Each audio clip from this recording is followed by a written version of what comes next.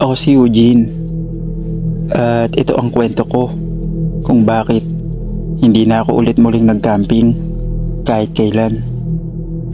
Nung college, sumama kami ng tropa ko sa isang secret spot na nahanap ni Ken online. Isang lumang campsite sa Nueva Ecija na matagal nang sarado. Underrated pre, tahimik, walang ibang tao, tayo lang. Pagdating namin ron, may mga sirang kubo. Halatang matagal nang walang dumadaan.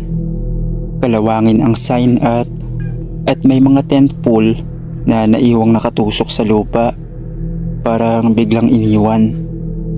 Pero dahil mga siga kami, wala sa amin ang takot. Agad kaming nag-set up ng tent at nag-ikot. Sa may likod ng campsite, may lumang building, parang rest house. Sinarado na raw dahil may aksidente noon, pero wala nang detalye. Sa gabing yun, habang nasa bonfire kami, napansin naming parang may nakasilip sa bintana ng abandonadong building. Maliwanag ang buwan. Kita mo kahit walang flashlight. Tumayo si Ken para tignan. Wala raw siyang nakita. Pero pagbalik niya, iba na ang itsura niya. Nanlalalim ang mata niya. Okay ka lang? Tanong ko. Hindi siya sumagot. Tumitig lang sa apoy tapos bumulong. Hindi dapat tayo nandito. Akala ko joke lang. Pero nang matulog kami, doon ko naramdaman ng totoo. Nagising akong basang-basa sa pawis. Pagtingin ko sa paligid, wala na si Ken. Lumabas ako ng tent at nakita ko siya. Nakatayo sa harap ng abandonadong building. Nakatungo, parang may kausap. Lalapitan ko na sana siya nang marinig ko, "Eugene, tulungan mo ako." Nagulat ako. Boses ni Ken pero nanggagaling sa kabilang dako ng gubat. Lumingon ako pabalik kay Ken sa harap ng building. Nakatingin siya sa akin. Maputi ang mata at ngumiti. Pero mali ang ngiti. Mahaba, pilit at parang hindi pang tao. Tumakbo ako pabalik sa tent. Tinawag ko ang iba. Kinaumagahan, wala si Ken. Pati ang rest house na wala. Wala ni isang bakas na nandun yun. Pag uwi namin, tinanong namin ang matandang caretaker sa bayan. "Ah? Doon kayo nag-camping? Sarado na yun. Mula nung may mawala dyan na estudyante. Ken ata pangalan."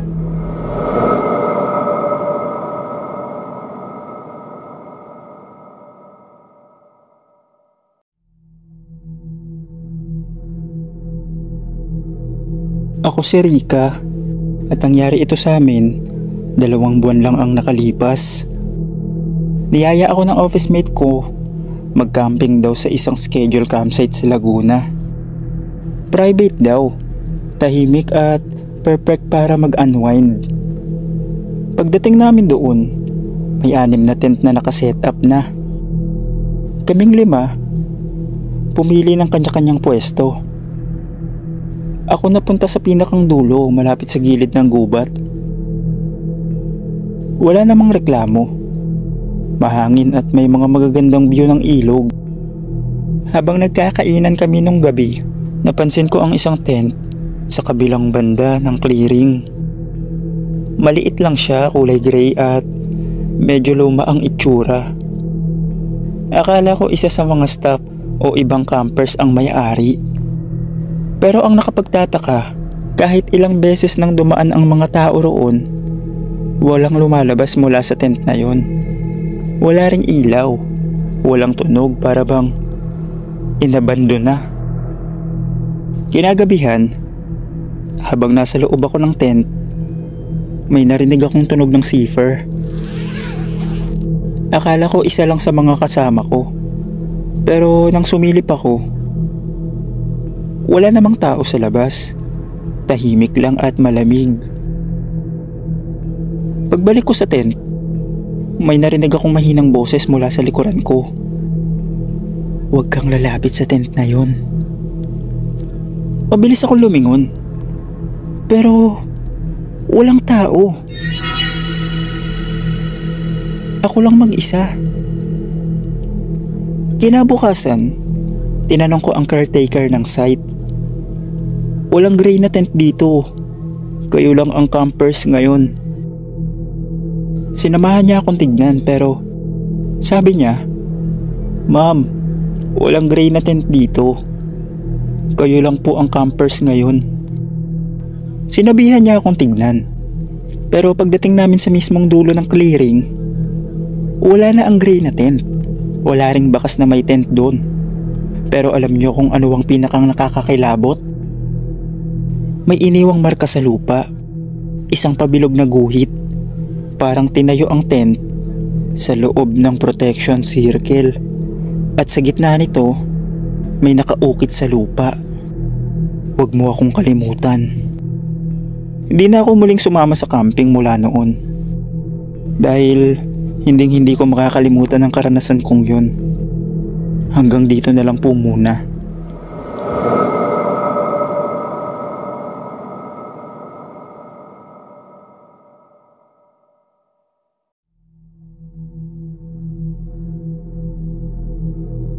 Ako si Mariano.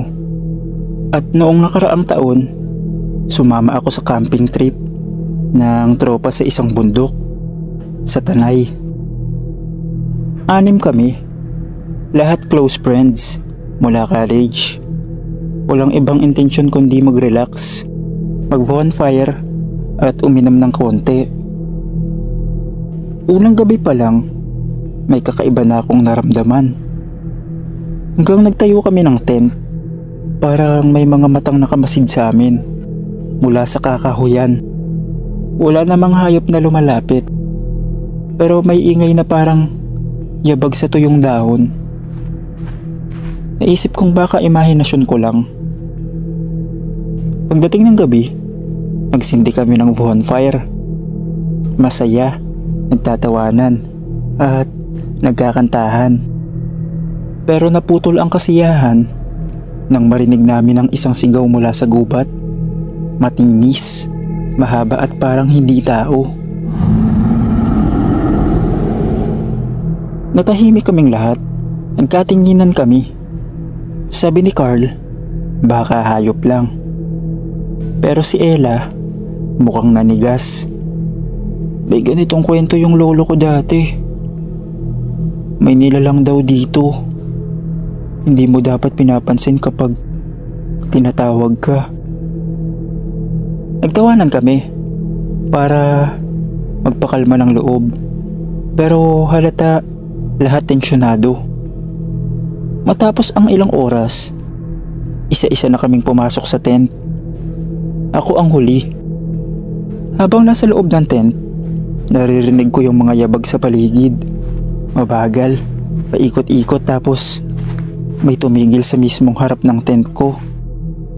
Ayokong buksan. Ulit-ulit kong dasal sa isip. Ramdam ko ang anino sa labas. May tunog pa na parang may hinang pag-iyak. Pero pabulong.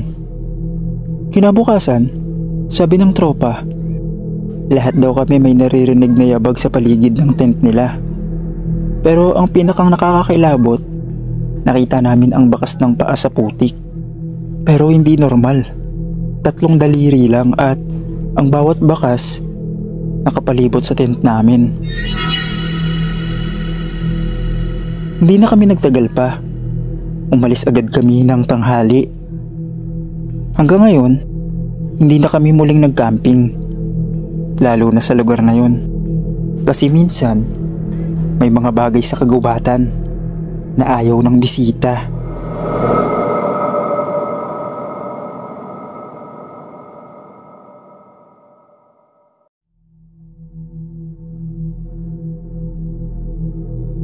Ako si Kevin. Ito ang nangyari sa amin nang mag-camping kami sa Mount Cristobal, na kilala raw bilang bundok ng mga espiritu. Hindi ako naniniwala sa multo, kaya kahit maraming kwento ng kababalaghan sa lugar, game pa rin ako. 3 lang kami. Ako, si Arvin at si Jello.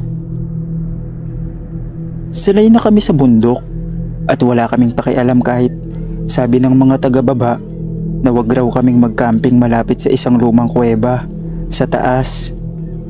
Siyempre, doon pa kami tumapat. Adventure nga, di ba? Nang dumilim na, nagsindi kami ng bonfire, nagkainan at nagkwentuhan.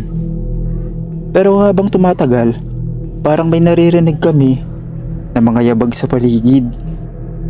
Mabagal, para bang naglalakad sa damuhan pero hindi lumalapit. Nagtawanan kami, pero nangyari ang kakaiba. Nawawala si Jello. Nakatulog kami ni Arvin saglit, tapos pagising ko, wala siya sa tent. Umikot kami sa paligid, sumisigaw ng pangalan niya, pero wala. Hanggang sa mapansin ko yung kuweba, may bakas ng paa papasok doon. Pumasok kami. Madilim, mabaho, parang may naaagnas. Ang mas malala, may nakita kaming punit na bahagi ng jacket ni Jello sa isang bato. Bigla kaming nakarinig ng boses. Mahina, parang humihingi ng tulong. Kev, Arvin. Sumigaw kami. Jello, nasan ka? Pero ang sagot, tignan nyo kung sino ang kasama nyo. Paglingon ko, wala si Arvin. Ako na lang mag-isa sa kuweba. Tumakbo ako paalis. Halos madapa-dapa. Sa labas ng kuweba, nakita ko si Arvin. Nakangiti pero may dugo sa gilid ng bibig niya. Huli ka na, sabi niya. At nagdilim ang paningin ko. Nagising ako kinabukasan, mag-isa sa campsite. Walang gamit, walang tent. Para bang hindi kami dumating. Pero sa lupa, may nahukay na parang bagong libingan. At sa ibabaw ng lupa, may nakaukit. 3 ang pumasok. 1 lang ang lalabas.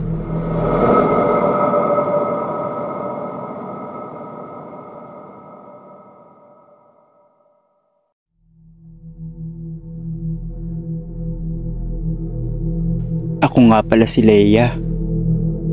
Mahilig ako mag-hike at mag-camping. Stress reliever ko na yon mula sa work. Kaya nang may makilala kong grupo online na nagyaya ng overnight camping sa isang bundok sa Quezon, sumama agad ako. 8 kaming magkakasama, pero ako lang ang first timer sa grupo nila. Pagdating sa site, maayos naman lahat. Tahimik, malamig at ang view nakaka-relax. Naglatag kami ng mga tent, tapos nagsalo-salo sa dinner habang nagkukwentuhan ng mga ghost stories. Typical bonding lang. Pero nang matulog na kami, doon nagsimulang maging kakaiba ang lahat. Nagising ako, bandang 2:00 ng madaling araw. Tahimik. Wala ni isang tunog. Pagtingin ko sa paligid, lahat sila tulog. Pero sa labas ng tent ko, may aninong nakatayo, hindi gumagalaw. Napapikit ako, nagdasal. Pagmulat ko ulit, wala na. Inisip kong guni-guni lang. Kinabukasan, wala akong binanggit.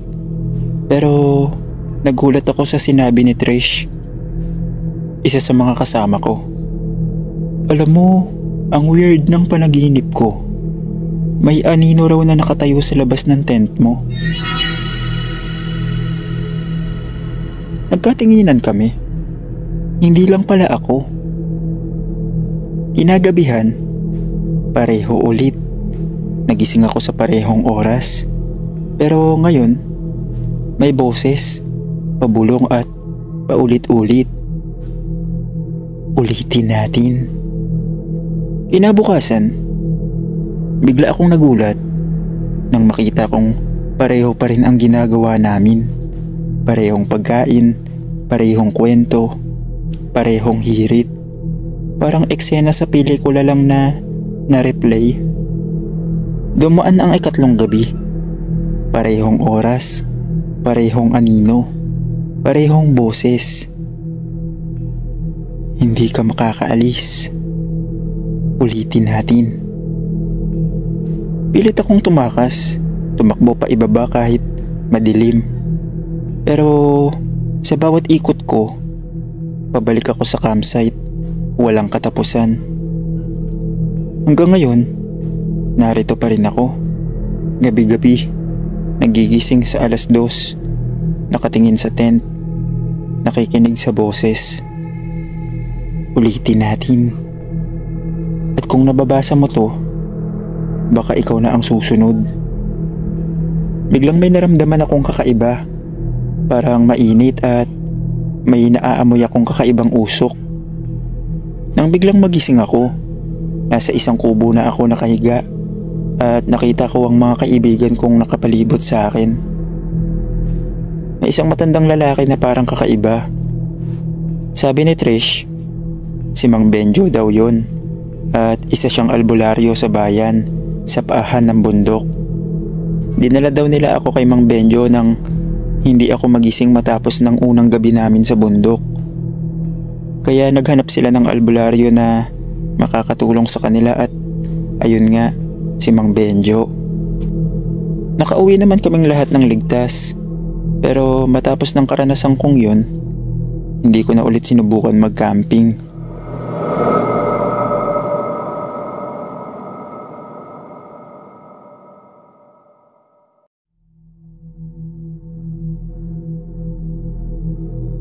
Tawagin niyo na lang akong Gio. Hiker at content creator. Mahilig akong mag-post ng mga solo hikes at camping adventure sa TikTok. Isang gabi, nag-camping ako sa isang mataas na bahagi ng Sierra Madre na hindi pa masyadong dinadayo ng karamihan. Maganda ang lugar, tahimik, presko at may view ng buong kagubatan. Pero sabi ng mga lokal, huwag daw akong lumabas ng tent kapag may makita akong mga ilaw sa gubat. Ilaw ng mga hindi nakikita. Tukso yan, huwag mong sundan. Akala ko kwento lang. Unang gabi, habang kumakain ako sa harap ng maliit kong bonfire, napansin ko ang isang kumpol ng liwanag sa malayo. Akala ko mga alitap-tap. Pero masyado silang maliwanag. Parang maliliit na parol na lumulutang. Kinabahan ako pero kinuha ko ang phone ko. Sayang, content din yun. Sinundan ko sila, papasok sa gubat. Habang lumalayo ako, unti-unting nawawala ang signal ng phone. Pero hindi ko napansin agad. Biglang tumigil ang mga ilaw. Nakalutang lang sila sa gitna ng mga puno. Walang ihip ng hangin. Nang lalapitan ko na sana, biglang nagbago ang paligid. Wala na yung campsite. Wala na ang bonfire. Parang ibang lugar na ang kinalalagyan ko. Madilim, malagkit ang hangin, at ang mga ilaw, unti-unting nagiging pula. Napalingon ako sa likod. Nandun yung sarili kong katawan. Nakaupo at tulog. Nakahiwalay ako. Bago pa ako makasigaw, may narinig akong boses. Maraming boses. Parang umaawit. Parang umiiyak. Isa ka na sa amin. Napapikit ako. Pinilit magdasal. Paulit-ulit. Hanggang sa biglang lumiwanag ang paligid. At nagising akong muli sa harap ng bonfire. Hawak ang phone ko. Akala ko panaginip lang pero pag-check ko ng video sa phone ko nandun ang mga ilaw. At sa dulo ng video, ako, nakatingin diretso sa camera, nakangiti. Pero hindi ako yun.